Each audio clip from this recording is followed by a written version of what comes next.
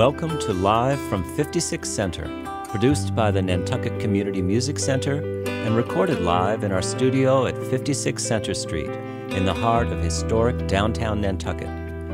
Our host is Greta Feeney, exploring all musical topics with local and visiting musicians and artists.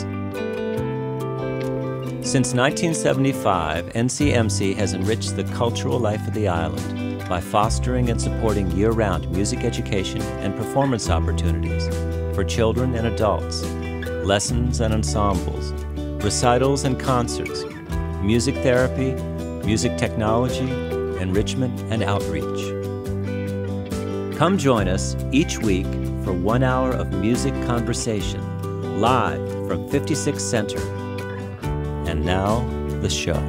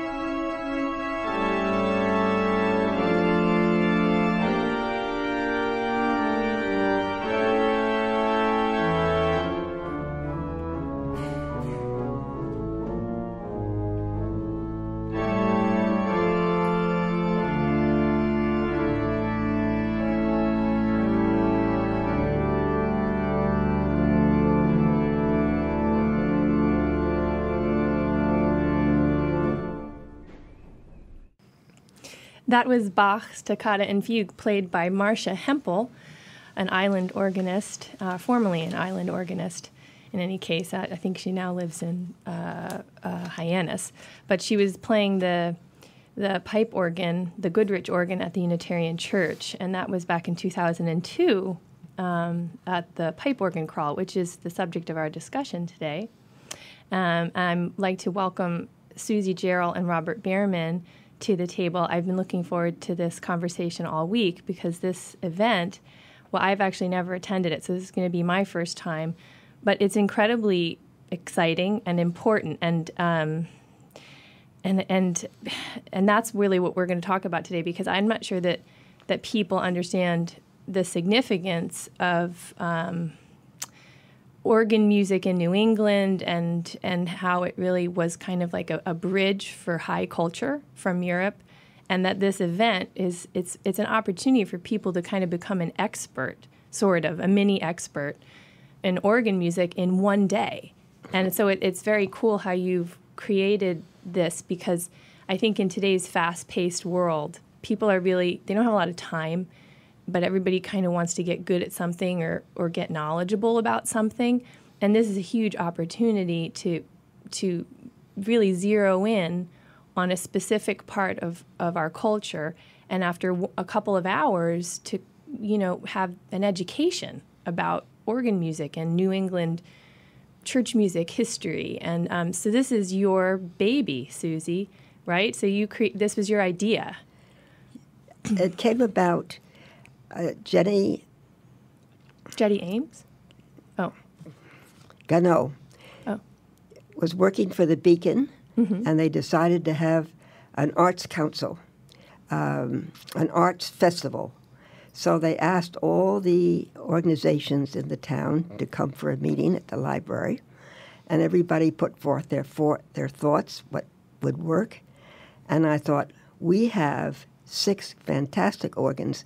What a chance to hear these organs in 20-minute concerts. Such a great idea. It's such a great idea, and 20 minutes is perfect, so no one gets bored. And am I correct in my understanding that having 6 pipe organs in this close proximity, that we're the only town in the country that has that? I would expect so. Yeah. And two of them are antique organs, 1831. We have that's the Goodrich. And at the Unitarian. Yeah. And then we have a new organ at the Catholic Church. St. Mary's on Federal. St. Mary's, and another one at the First Congregational. There's 2 at the First Congregation. We're very lucky. Yeah. So, and Robert Behrman, would you consider yourself an organist first and then a pianist? I would consider myself ambidextrous. I play both fairly well. Yeah. And Susie, you are a pianist first, but also a skilled organist. Yes. Yeah. Yeah.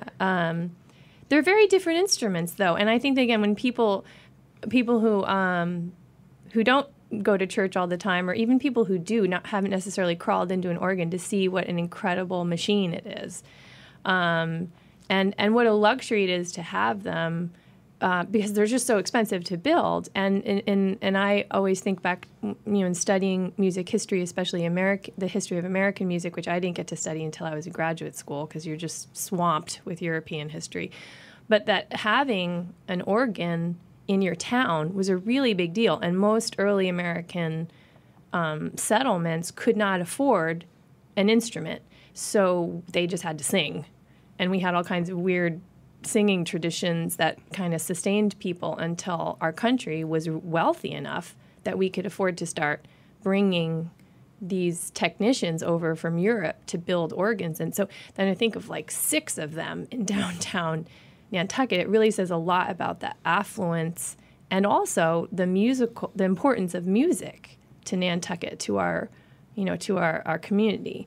So it's just rich. It's a rich experience that I think we're all going to have in not this coming week, but the following week, October 10th.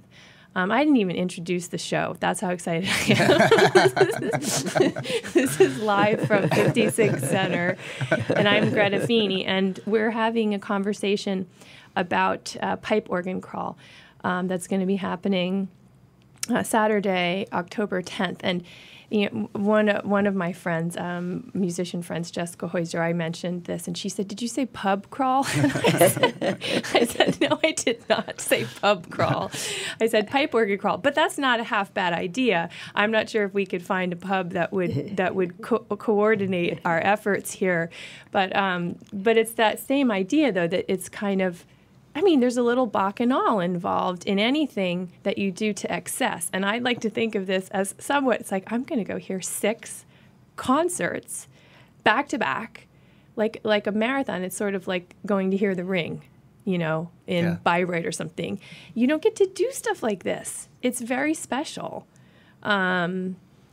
So I don't know. Do you want to actually give a little background on? I touched briefly on the fact that when people see an organ, they think, oh, it's a keyboard, right? Because it looks like kind of like a piano, but there's 2 stacks of keys, or maybe even 3. But can you talk about the functionality of a pipe organ? Like, what is it? A percussion instrument? Is it a wind instrument? What is it? It's a wind instrument. Okay. A piano is a percussion instrument because the sound is made from hammers actually hitting a string. And organs make their sounds by a valve letting air flow through pipes of various different shapes and materials. And it's the shape and materials that give each pipe its own particular sound. What kinds of materials? I mean, I've seen, I guess I've seen metal pipes. I've also seen wooden pipes. Yep, wood, metal, tin, or lead often. Wow. Is that dangerous to have lead pipes? Well, you don't want to eat them. Or lick them. Is that why church organists are all a little nutty? It might be. The lead pipes, like blowing. Is the air that comes out of them hot by any chance? Unfortunately, no. But they're electric, right? Somewhat. Nantucket's organs are unique in the sense that they are all tracker organs. Tracker. Which means that their action is completely mechanical. Most modern organs that are being built today involve electricity in the action process somewhat by sending a little electric current to the valve to let the air go. But in our case, sounds incredibly complicated already. Is your mind glazing over? So before electricity, how did it? There was a hand pump, and you just pumped. And the steer at the first Congregational church still has its original hand pump. Someone was sitting there pumping air. So would that have been like so we all know Bach was like the premier organist in Europe. So would he have had like one of his choir boys sitting there? And if they like slacked off, would it go out of tune? No, the air would stop. So then it would just make no sound. There's an interesting story about the Methodist Church. There's a little sign, a little message when they were cleaning and fixing it up. And it says, I am so-and-so. I am 12 years old, and I pumped the organ. That is so cool. That is the cutest thing I've ever heard. But do we really miss the days of hand-pumped organs, or are we grateful now that we have, electricity, which probably that's a more steady airflow? Yeah. Yeah. So it probably makes it so that you have more control over. Yeah. Yeah. But there still seems to me like, because I do sing in your chorus from time to time, I can get myself out of bed on a Sunday. No, I sing in your chorus a lot. Yeah, for which I'm very grateful. The pleasure is all mine. But watching the machinations, it always astounds me because I can barely, rub my stomach and pat my head at the same time, and it's like, and I've always watched pianists and thought it's like they have a brain in each finger.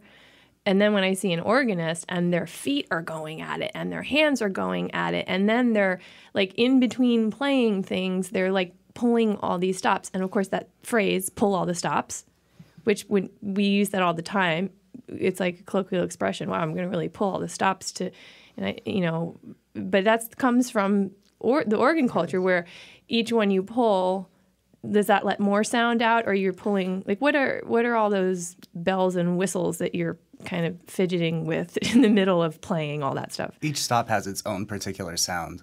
And also its own particular pitch. So without being too specific, I can press one key and make sound at the sound that key normally would sound at, an octave above that, an octave above that, a third above that, and a fifth and another third above that. It reminds me of The Wizard of Oz. It's very much like The Wizard of Oz. Of that scene in The Wizard of Oz where, Toto pulls down the curtain and there's this guy and he's like doing all this stuff. It's exactly what it's like. Then he looks, that's what, it's almost like you're a demigod, right? Because you're creating, and the thing is you have so much more to say about the music because you have all these choices for orchestral colors, or you pull one stop and it sounds like strings, and then you pull and one stop, and it sounds like human voices. And when you see organ music, it doesn't look like there's a whole lot dictated to you about the coloring. Was that a good word for it? Yeah. Colorations. So you were making choices about, it's almost like you're composing as you play. And I would imagine that sometimes you might just impetuously choose to experiment with. Of course, that's fine. In the middle of a service where, you've played this hymn 1,000 times, right? But today you're going to do something a little frisky. Yeah. At the organ and see if the congregation is even awake, right? It happens all the time. That is awesome. It might be worth just talking a little bit more about playing with our feet. Yes, because absolutely. We do have a keyboard that is underneath the organ that is just like a piano keyboard, but we play it with our feet. Right.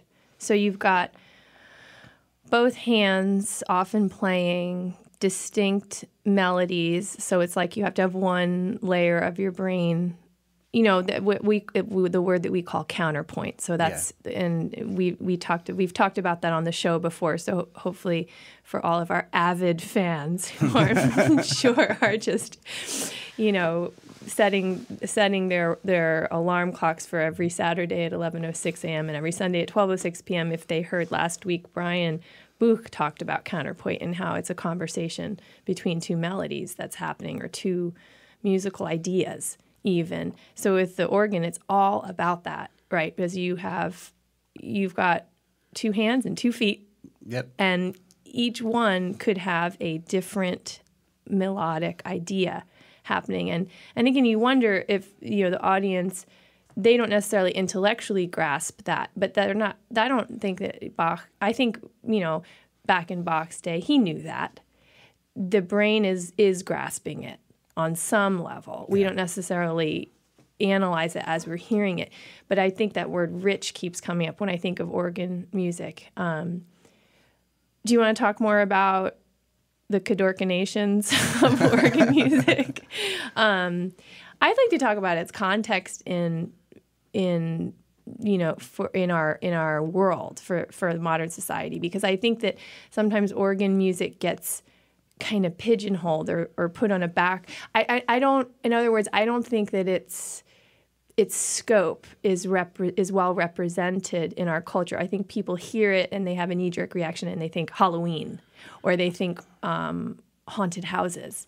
Maybe because of the Toccata and Fugue or because of Phantom of the Opera, that original silent. So the Phantom, macabre. That's the word I was going to use. The organ is associated, ironically, with the macabre and also the celestial. So it's like you hear it in church, so it's onerous and dutiful because you hear the organ in church. But then you also have this flip side of it, which is it suggests the underworld or darkness or something, phantasmic. So it's kind of, what I'm referring to are people's knee-jerk reactions to sound and color. That as classical musicians, I think we forget, because this is our world and we listen to it all the time. But we don't, for people who, for whatever reason, are interested in primarily other things, that's what their gut reaction. And I always want to change that, but you can't expect to do that in 5 minutes, or even in a conversation on a radio show. But this pipe organ crawl can do that. And that's what makes it exciting for me, because it can open people's minds to what this music can do for them spiritually and just aesthetically, just for the sheer pleasure of it. But the other day I went to your concert, Robbie, at the Methodist Church, and I spoke to a woman who's a friend of mine who never had, she doesn't, consider herself a fan of music, classical music. She's more of a theater person. But she was listening. She said, I've never actually sat and listened to a concert of organ music. And she said, it's amazing. And she said it sort of did things to her body. It filled her, because it's such a big sound. That's very exciting to hear you have that reaction. Yeah. Yeah, but each instrument vibrates differently, right? So a string instrument, a violin, does one thing to the mind and the body. And then woodwinds do something quite different, the effect that they have on the whole, this very sophisticated machine that is the human body. But I always am considering that, because I think if you're going to sell the idea of classical music to people, you have to start to think in those terms, like what is it, what can it do for you? Everyone just wants to know, why should I spend my time doing something? What does it do for me? And I think it does marvelous things, but you have to get people into the room and then, suggest that to them. But certainly the organ, I think people need a lot of stimulation these days to keep them focused and interested. And I think that the organ can do that, and, much like an orchestra can. It has almost the same compass range and even variety of colors as an entire orchestra. So you're going to pull all the stops. I am. Yes, I am. Okay, let's talk about these. I was going to say there are great players coming to the island, and you're a great player. And Thank you. We're spoiled because we get to hear you all the time. But we have great players visiting us, too. So we're going to be able to hear Carson Kuhlman. He's located in Boston, right? Right. Trinity Church? No, he's Harvard. Okay. He's a visiting... Harvard. Forget that. You just dropped Susie, you just dropped the H-bomb on my show. You just dropped the H-bomb. So Carson Kuhlman from Harvard, and then Isaiah Williams. Is he making his debut? Isaiah is a youngster. Yes. He Molly played last year. Glazer's son. He played last year. Okay. That's awesome. And then Marcia's coming back. Marcia's coming back. Marcia Hempel. Mm-hmm. And Brian Jones. Brian Jones, who's a noted performer. Now he's a performer. An organist at Trinity Church, or he was at Trinity Church. Yeah. And he's actually played here before at a noonday concert. It was very exciting. Well, Harvard and Trinity both, it doesn't get, again, we have these extremely prestigious instruments, and we also have prestigious players coming. So this is huge. And I was going to say, but aren't the real stars the organs themselves? Or do you feel like you've created...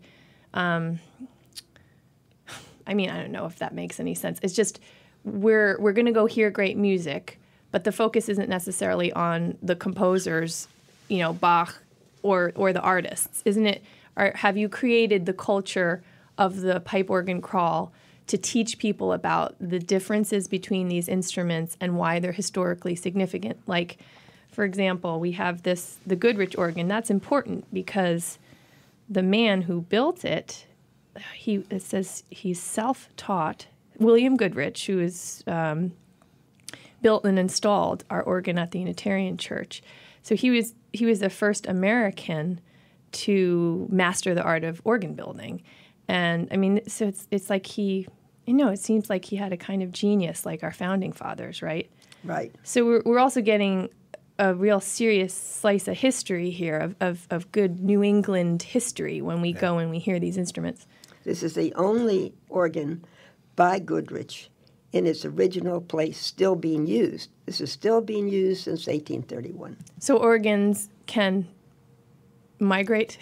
They just get up and walk off. They swim across the harbor. They can be moved, yes. They can be moved. That just sounded really funny, actually. Yeah, No, they can be moved. But it's probably really laborious and costly to do that. But that said, they might also suffer trauma, right? If you move them, if you build them and then move them. So it's enormous. It's like how many tons does it weigh? Like all together, like everything. A lot. Yeah. I have no idea. But so that's amazing because it's really gotten to sort of settle in to the church over the past nearly 200 years. And the Appleton at the Methodist Church was built on the mainland, but was transported here by boat. Appleton. So the Appleton organ. The Appleton is the last name of the builder? Yes. Okay. And what is special from that? So also these organs can be upgraded, right? So it's like the church can invest and get new bells and whistles. Yes. That's also bells and whistles. Isn't that an organ term? I don't know. I don't think so, actually. No? Okay. So St. Paul's has been upgraded. St. Paul's has been upgraded. Okay.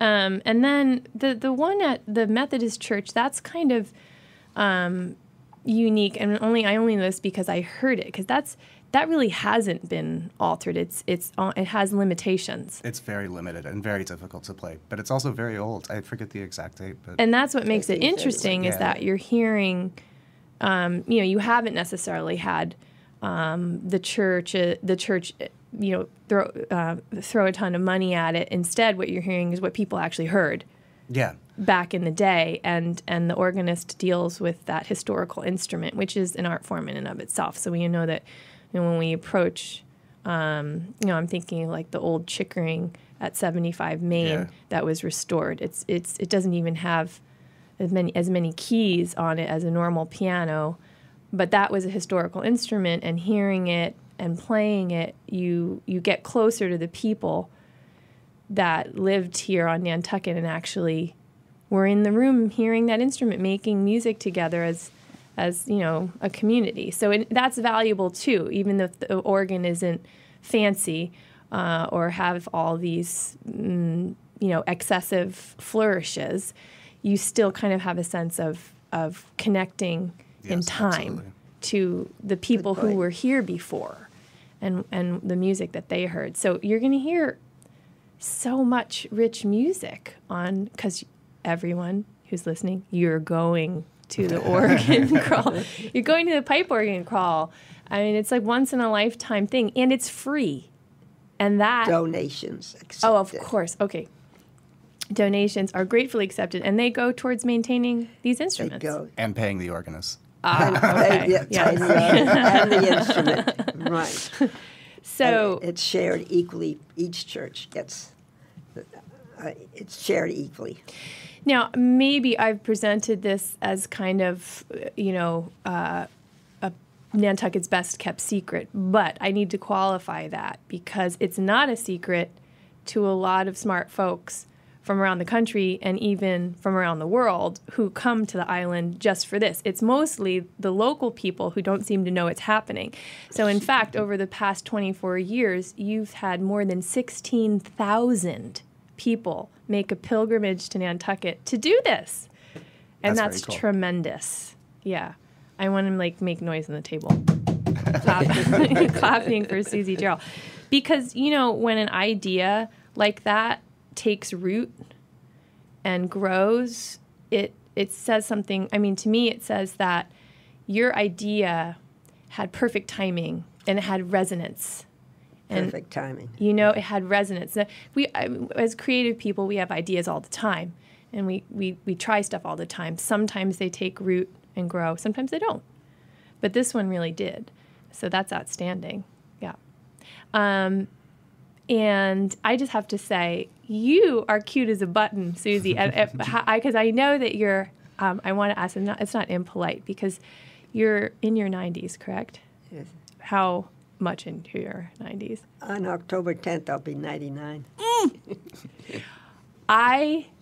Do you know how It's your inspiring that is to me? It's your birthday? The organ crawl is Susie's birthday. Your 99th birthday. And because I'm looking at this woman, and I swear you look like you're maybe in your 60s, your late 60s, and it gives me so much hope. Like, is it all the organ music? Yes, yes. It's music. It's music. Music keeps you young. Yeah, it Yeah. does. Not just playing it, but appreciating it.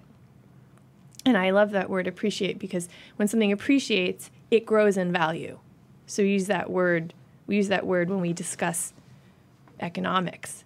And then we say that, and the word gets flabby somehow in the context of the arts. But if you really think about the meaning of it, when you appreciate something, it increases in value. So that's like win-win. Do you know what I mean? Is that too philosophical? That's That because I like that. yeah. Well, we appreciate what you have done for the community. And yes, the pub organ crawl. No, I'm just kidding. It's a great idea. Maybe next year we'll do it in the afternoon. Well, I'm thinking about getting young folks involved with classical music. You have to add when people go to hear music, they want to dance, they want to have a beer. They go to the brewery and things like that. And so maybe it sounds silly, but in a way, well, it's just an idea to float. But we don't have to talk about that. It would definitely change the culture of the event. At 9:15, yeah, I'm not sure that we could. But it wasn't my idea. It was Jessica Heuser's. I'm just putting that. Do we want to maybe listen to a little more music? Sure. That would be fun. So we have another recording here from a prior pipe organ crawl, the 2002 Nantucket Pipe Organ Crawl. Oh, and I wanted to mention that this event is presented by the Nantucket Community Music Center. So if I hadn't already mentioned that this is an NCMC endeavor.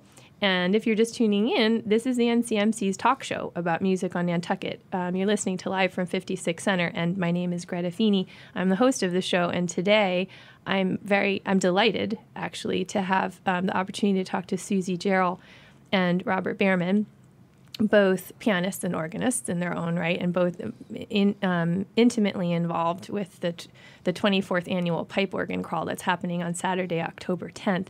It starts at 9:15, bright and early, at St. Mary's, and then there'll be a group of dedicated lovers of great music going from church to church to hear each different organ. And in the middle of this wonderful event, we're going to have some refreshments at the NCMC. So you can meet other people and who like pipe organ crawls, and who are interested in all things New England and music. And then you can go to the Unitarian and St. Paul's and end up at the Methodist Church at 12:30. And by that time, you'll be saturated with great music played on historic instruments. And then you can say, I went to the Nantucket Pipe Organ Crawl. Maybe we should get a button, Because I do intend to actually do the ring cycle at one point in my life. It's like, well, I want to run a marathon. And I want to hear the ring. They're kind of the same thing. Like maybe I should do, like if I'm training for a marathon, that I could do the ring cycle after. Because what is that? Like 20 hours? Something like that. Consecutive. I mean, you would never do it like in one day. I wonder if that's ever happened. But people, have to prepare physically and mentally to have the stamina to comprehend that much music. And I mean, the idea is kind of, I didn't want to say gross, but that was the first word that came to my mind. Wagner was a narcissist. So the idea that you would, hold people captive for 5 hours, bombarding them with your ideas and your thoughts and your music, and then expect them to come back the next day to do. He did it and managed to get people to come, and they're still flocking to the opera houses to hear this music. But your structure is much more user-friendly, because I love these 20-minute concerts. It's perfect. 20-minute concert, get up, go for a little walk, get your oxygen going in your brain, kind of see a little bit of the beautiful historic downtown Nantucket, and then go to the next concert. And then 20 minutes later, you get back out there in the fresh air. It's perfect. It's a great idea. So let's talk a little bit about the repertoire, because I understand you're going to be playing what is probably my favorite piece of organ music. I don't know if you think that it's pedestrian, because it's pretty popular. I love it. It's beautiful. The Vidor yeah, Toccata. Charles Marie Vidor. It's just brilliant. Is it super hard? Because it looks super hard. It's fairly difficult. It's not the hardest thing ever, but it's hard-ish. Mm-hmm. Is it 20th century? Late 20th century. Oh, really? Okay, I didn't know that. Do you mean late 19th century? Yes, that's what I meant. So what else are you? So what else are you going to play on Saturday? And your concert specifically, Robbie, if I may call you that. I'm speaking to Robert Behrman, of course, the music director at the First Congregational Church. There's 2 concerts there. Are you playing them both? Yeah. That's great. Okay, so that's 10 o'clock in the summer vestry. And that organ is a very different instrument than you wouldn't call it the summer vestry, you'd call it the summer church, yeah. right? And that's an enormous instrument. It's the biggest instrument on the island, yeah. Right. And then the small vestry where we congregate during the off season when it gets cold, is that there's another organ in there, and that's a little, is that older? It's new. It's modern. Oh, 1990, okay. I think. Okay. And we'll hear another concert at 10:30. So are you going to do anything special? Yeah, actually, yeah. I always learn something new for this event. And this year I'm playing the Liszt Prelude and Fugue on the theme of the name Bach, B-A-C-H, which sounds like something out of Dracula or Frankenstein. It's very gothic and cool. And I'm going to do a little improvising. And then do you mean that the theme are the theme Bach, B-A? Yeah, it's B flat, A, B natural, C, B natural, B. Oh, okay. B flat, A, so was C. Liszt honoring Bach, yeah. Bach. That's so cool. And he even quotes some from the Toccata and Fugue in D minor, which we heard at the beginning of the show. Yes. That's probably one of the most recognizable pieces of organ music. Well, we're going to hear the Toccata by Charles Marie Widor, played by Paul Rayner Brown, and then our listening audience can hear that performed live on Saturday, October 10th, at the Pipe Organ Crawl. You would play that one on the big organ. Yeah, the big organ. And then on the small organ, I'm playing with a Handel organ concerto with a group from the Walden String Players, which should be really fun. Right. Okay. So what a Walden treat! This is the first time we've had a string ensemble to play with the organ. Mm-hmm. We've had sopranos. We've had other instruments. You have? Sorry, I'm just kidding. A long time ago. I'm just teasing. But this is the first time we've had this combination, so I'm looking forward to it. Mm-hmm. Yeah, me too. The Walden players are outstanding. Do you know by any chance what they're playing? Yeah, with me, they're playing a Handel organ concerto, so it's which we actually played. I played on the piano for Rose Sunday. That's going to be gorgeous. Yeah. So, and all of this is going to be recorded, right? Do we have a recording engineer coming too? I'm not sure if it's being recorded, but they are live projecting our feet for the organs that you cannot see feet. You will be able to watch our feet projected on the wall. Yeah. Well, I think that that I can probably make that happen. I'm going to make sure that I'm there with a camera too. But the sound quality might, because I think the event, it needs to be shared too. It would be wonderful if you could. Yeah. Well, great. Well, we've had a lot of exciting discussion about this music. And so for people who maybe aren't familiar with how brilliant and ecstatic organ music can sound, for people who think, maybe it's just kind of a workaday, church hymn situation all the time, it's really not. When a great organ and a great organist flex their muscles, it can be really over the top. And I think that the Toccata by Charles Marie Widor really kind of illustrates that. It's so joyful. It is. It is an incredibly joyful musical experience. So let's give a listen to the Toccata by Charles Marie Widor, played by Paul Rayner Brown. And of course, you're going to get to hear this live on Saturday, October 10th at 10 a.m. at the First Congregational Church, played by your very own Nantucket superstar organist Robert Behrman.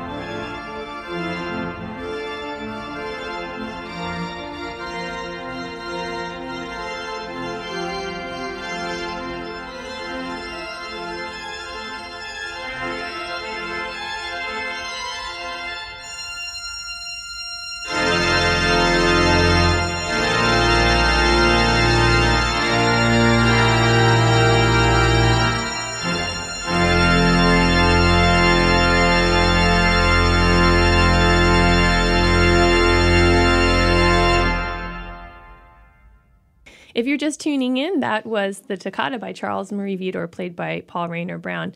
This is Greta Feeney, and you're listening to Live from 56 Center, where we've been talking about the 24th annual Pipe Organ Crawl that's happening on Saturday, October 10th, starting at 9:15 a.m. It's kind of a mini marathon for you to become an expert on New England music history, really, and meet all kinds of interesting people, and just experience something different and special, because it's it's like we have access to so much information today, and we have access to so much music and media and different forms of stimulation, but this is authentic, and in so many different levels. It's authentic, not just that you're going to hear live music played by live human beings.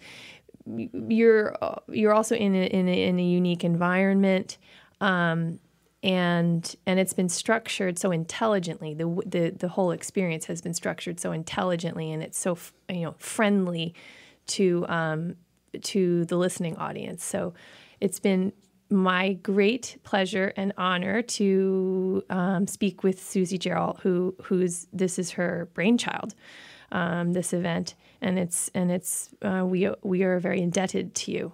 So thank you, and thanks for coming on the show. Thank you, and also thank you to Robert Behrman, who's integral as well in this unique offering that we are presenting to the community.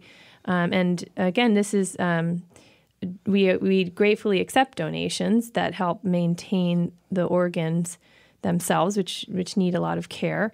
But it's affordable to everyone, and the churches are big enough to accommodate everyone. So you can bring your family, you can bring your friends. Just grab a stranger downtown Main Street and say, "What are you doing today?" You're going to the Pipe Organ Crawl with me. That's what you're doing. So that's going to be so much fun. All right, thank you. Thank you. And thank you for joining us for this edition of Live from 56 Center, the NCMC's talk show about music on Nantucket. See you next week.